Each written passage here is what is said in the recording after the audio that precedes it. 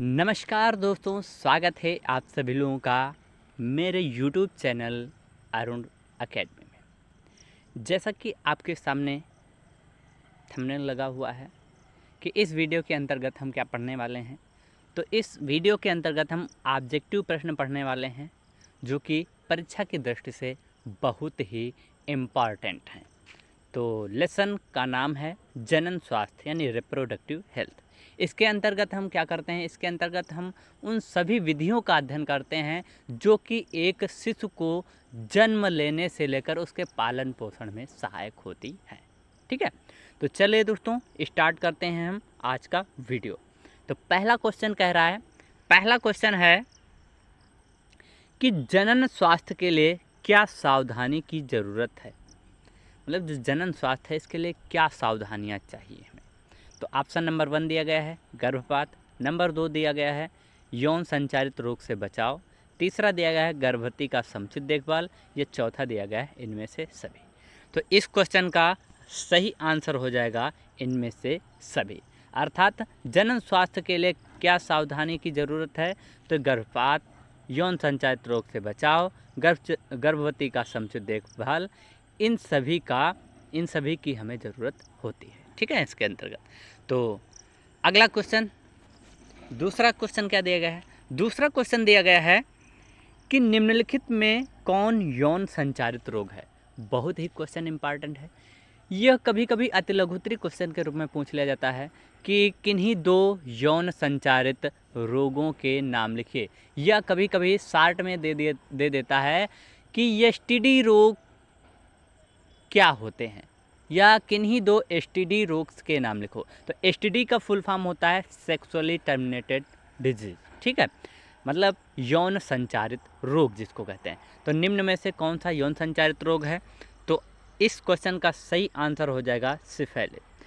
तो इस क्वेश्चन का सही आंसर क्या हो जाएगा, सिफिलिस हो जाएगा। अगर इस यौन संचारित रोग के बारे में पूछा जाए कि किन्हीं 2 यौन संचारित रोगों के नाम लिखिए, तो यहाँ पर हम सिफिलिस है, गोनोरिया है इत्यादि लिख सकते हैं। ठीक है, तो चलिए देखते हैं नेक्स्ट क्वेश्चन। अगला क्वेश्चन दिया गया है कि महिलाओं में शल्य क्रिया द्वारा बंध्यकरण प्रक्रिया को कहते हैं। मतलब जो महिलाओं में शल्य क्रिया द्वारा बंध्यकरण होता है, यानी जिसको हम महिलाओं में नसबंदी कहते हैं, उसमें क्या होता है।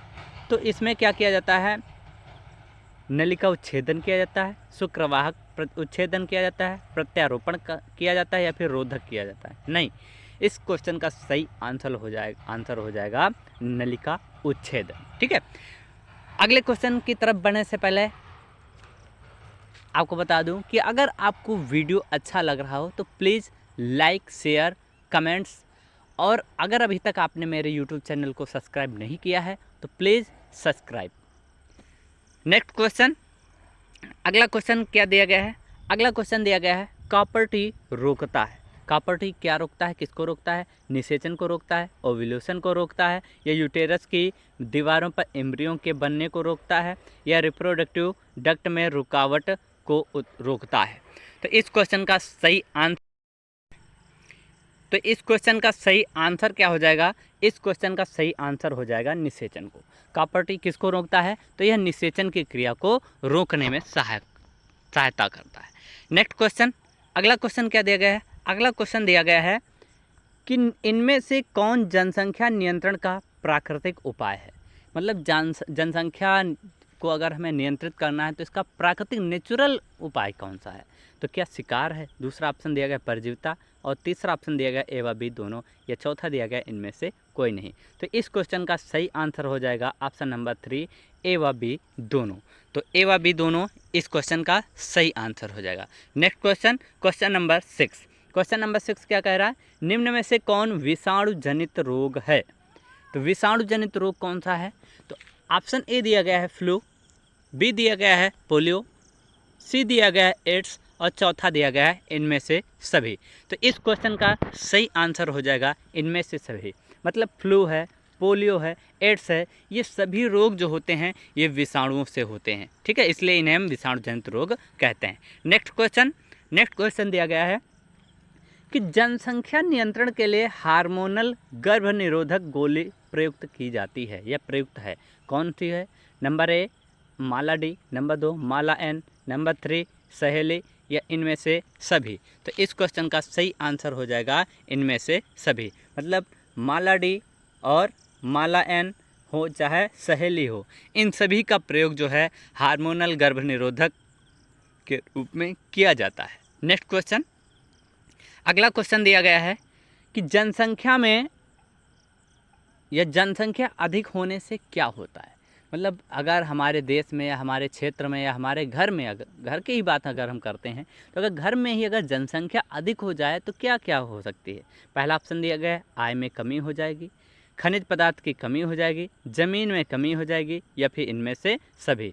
तो हमको लग रहा है इसका सही आंसर हो जाएगा ऑप्शन नंबर 4 यानी ऑप्शन नंबर डी, इनमें से सभी। भाई जब जनसंख्या वृद्धि होगी तो हमारी जो आय है उसमें कमी आएगी, गिरावट होगी, और इसके साथ ही खनिज पदार्थों की मात्रा में भी कमी आएगी, ज़मीन में भी कमी आएगी। भाई जैसे कोई व्यक्ति है, उसके 2 लड़के हैं, तो अगर उसके पास 10 बीघे ज़मीन थी तो उसके बच्चों में 5-5 विभाजित हो जाएगी।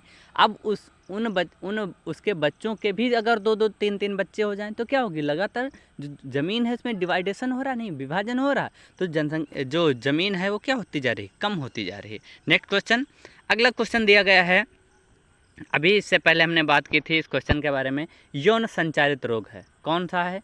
खसरा है, टीबी है, गोनोरिया है, या फिर टाइफाइड है। तो इस क्वेश्चन का सही आंसर क्या हो जाएगा? अभी हमने बताया था गोनोरिया। 2 रोग हमने बताए थे यौन संचारित रोग, कौन कौन से होते हैं? तो एक होता है सिफिलिस और दूसरा होता है गोनोरिया। ठीक है, तो इस क्वेश्चन का आंसर जो है याद रखिएगा, बहुत ही इंपॉर्टेंट क्वेश्चन है। ठीक है, नेक्स्ट क्वेश्चन की तरफ बढ़ते हैं। अगला क्वेश्चन दिया गया है, निम्न में से किसे कापरटी रोकता है? कापरटी किसको रोकता है? पहला ऑप्शन दिया गया है निषेचन, दूसरा दिया गया अंडोत्सर्ग, तीसरा दिया गया है वीर्यपतन। तो इस क्वेश्चन का राइट आंसर क्या हो जाएगा? अभी हमने इससे पहले क्वेश्चन बताया था कि कापरटी क्या करता है? निषेचन की क्रिया को अवरोधित करता है यानी रोकता है। Next question number 11। Question number 11 क्या कहता है कि निम्नांकित में से कौन जन्म दर नियंत्रण की शल्य विधि है? मतलब जो जन्म दर को नियंत्रित करता है वो कौन सी विधि है? पहला दिया गया है वेसेक्टोमी, दूसरा दिया गया है ट्यूबेक्टोमी, तीसरा दिया गया है वेसेक्टोमी तथा ट्यूबेक्टोमी, और चौथा दिया गया इनमें से कोई नहीं। तो इस क्वेश्चन का सही आंसर हो जाएगा ऑप्शन नंबर सी, वेसेक्टोमी तथा ट्यूबेक्टोमी। ठीक है, नेक्स्ट क्वेश्चन, अगला क्वेश्चन दिया गया है, जनसंख्या अधिक होने से, अब जनसंख्या जब अधिक होगी तो क्या क्या चीज़ें होंगी? पहला ऑप्शन दिया गया है प्रति व्यक्ति आयु कम हो जाएगी, प्रति व्यक्ति आयु ज़्यादा हो जाएगी, जनसाधारण का स्वास्थ्य अच्छा हो जाएगा, उपयुक्त में से सभी। तो इसमें से पहला ऑप्शन सही हो जाएगा। पहला ऑप्शन क्या दिया गया है? प्रति व्यक्ति आयु कम हो जाएगी। भाई अगर हमारे क्षेत्र में जनसंख्या बढ़ रही है तो उससे प्रति व्यक्ति आय जो है वो ज़्यादा थोड़ा ना होगी, तो ये गलत हो गया। अब जनसाधारण का स्वास्थ्य अच्छा हो जाएगा, ये भी तो गलत है। भाई अगर जनसंख्या बढ़ रही है तो उससे स्वास्थ्य का कोई मतलब ही नहीं होता है, उससे तो स्वास्थ्य और गिरावट होती। भाई अगर किसी अस्पताल में 50 बेड का अस्पताल बना हुआ है, लेकिन अगर उस गांव की या उस क्षेत्र की आबादी बहुत बढ़ जाए तो क्या एक साथ में तमाम सारे मरीजों की देखभाल की जा सकती है? नहीं हो पाएगी। तो इससे क्या होगा? स्वास्थ्य दर में कमी आएगी। ठीक है, तो तीसरा ऑप्शन भी गलत हो जाएगा। मतलब इस क्वेश्चन का सही आंसर हो जाएगा ऑप्शन नंबर ए, प्रति व्यक्ति आयु कम हो जाएगी। नेक्स्ट क्वेश्चन नंबर 13 क्या कहता है? जनसंख्या विस्फोट का परिणाम है। जनसंख्या विस्फोट का परिणाम क्या है? आय में ह्रास, भूमि का ह्रास, खनिज का ह्रास, या इनमें से सभी। तो बिल्कुल सही है, अगर जनसंख्या में वृद्धि होगी तो आय में हमारी क्या हो जाएगी? कमी हो जाएगी, भूमि का भी ह्रास हो जाएगा, खनिज का भी ह्रास हो जाएगा। अर्थात इस क्वेश्चन का सही आंसर क्या हो जाएगा? तो इस क्वेश्चन का सही आंसर हो जाएगा ऑप्शन नंबर डी, इनमें से सभी। Next question number 14। Question number 14 क्या कहता है कि वर्तमान समय में भारत में गर्भ निरोध की सर्वाधिक मान्य विधियां हैं। वर्तमान समय में भारत में गर्भ निरोध की सर्वाधिक मान्य विधियां हैं, कौन सी है? तो ऑप्शन नंबर ए दिया गया है ट्यूबेक्टोमी, दूसरा दिया गया है डायफ्राम, तीसरा दिया गया है अंतः गर्भाशय युक्तियाँ, और नंबर 4 दिया गया है सर्वाइकल कैम्प। तो इस क्वेश्चन का राइट आंसर हो जाएगा अंतः गर्भाशयी युक्तियाँ। ठीक है, तो ये इस क्वेश्चन का सही आंसर हो जाएगा option number C. Next question की तरफ बढ़ते हैं। Question number 15। क्वेश्चन नंबर 15 क्या है कि निषेचन रोकने के शल्य विधि को कहते हैं। जो निषेचन रोकने की शल्य विधि है इसको क्या कहा जाता है? वेसेक्टॉमी कहते हैं, ट्यूबेक्टॉमी कहते हैं, एमटीपी कहते हैं या फिर सभी कहते हैं। तो निषेचन की क्रिया को ये सभी रोकते हैं, इसलिए इस क्वेश्चन का राइट आंसर हो जाएगा ऑप्शन नंबर डी, अर्थात ये सभी। ठीक है, नेक्स्ट क्वेश्चन की तरफ बढ़ते हैं, क्वेश्चन नंबर 16 की तरफ। क्वेश्चन नंबर 16 क्या है? गर्भाशय में कॉपर टी के एक प्रभावी एवं अंतः गर्भाशय युक्त होने का मुख्य कारण है। पहला ऑप्शन दिया गया है शुक्राणु की निषेचन की क्षमता में कमी। दूसरा दिया गया है गर्भाशय में कॉपर आयन मोचित होने के कारण शुक्राणु की भक्षकाणु क्रिया में वृद्धि, शुक्राणुओं की गतिशीलता में कमी, और नंबर 4 उपयुक्त में से सभी। तो कॉपर टी का प्रभावी एवं अंतः गर्भाशय युक्त होने का मुख्य कारण ये सभी हो जाएगा, अर्थात इस क्वेश्चन का राइट आंसर हो जाएगा ऑप्शन नंबर 4।